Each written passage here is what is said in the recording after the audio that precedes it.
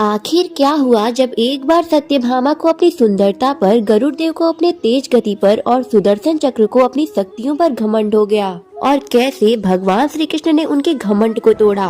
दरअसल एक बार भगवान श्री कृष्ण द्वारका में रानी सत्यभामा के साथ बैठे हुए थे और साथ में गरुड़ देव और सुदर्शन चक्र भी बैठे हुए थे।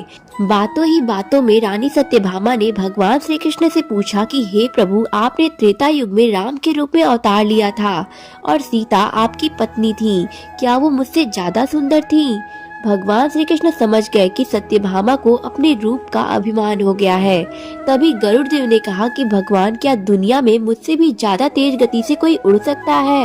इधर सुदर्शन चक्र से भी रहा नहीं गया और वो भी बोल उठे कि भगवान, मैंने बड़े बड़े युद्धों में आपको विजय दिलाई है, क्या संसार में मुझसे भी ज्यादा शक्तिशाली कोई है?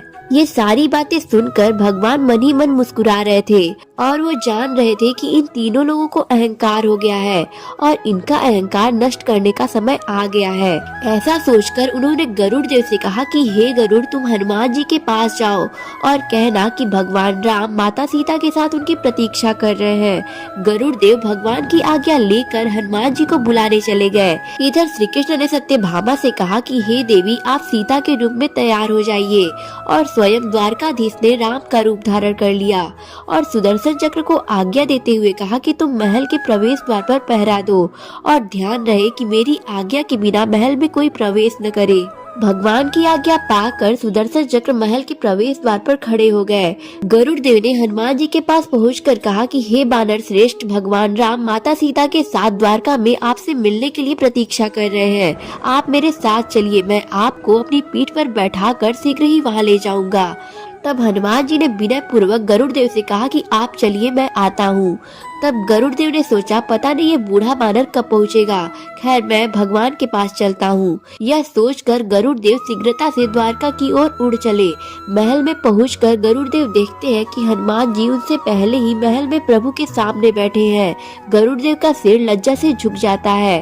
तभी श्री राम ने हनुमान जी से कहा कि पवन पुत्र, तुम बिना आज्ञा के महल में प्रवेश कैसे कर गए? क्या तुम्हें किसी ने प्रवेश द्वार पर रोका नहीं? तब हनुमान जी ने हाथ जोड़ते हुए सिर झुकाकर अपने मुख से सुदर्शन चक्र को निकालकर प्रभु के सामने रख दिया और कहने लगे, आपसे मिलने से मुझे इस चक्र ने रोका था, इसीलिए इसे मुख में रखकर मैं आपसे मिलने आ गया, मुझे क्षमा करे।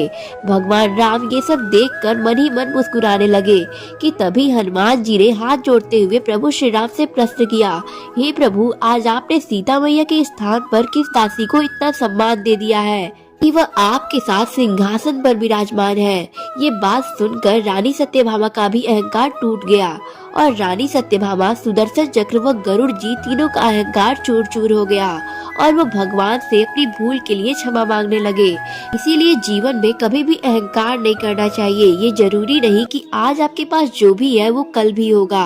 अपने अंदर जरा सा भी अगर अहंकार आने लगे तो स्वयं ठाकुर जी हमसे दूर हो जाते हैं और ठाकुर जी निस्वार्थ भक्तों से ही प्रेम करते हैं। अगर आपको ये कथा पसंद आई तो चैनल को सब्सक्राइब करके कमेंट में जय श्री कृष्ण जरूर लिखिएगा।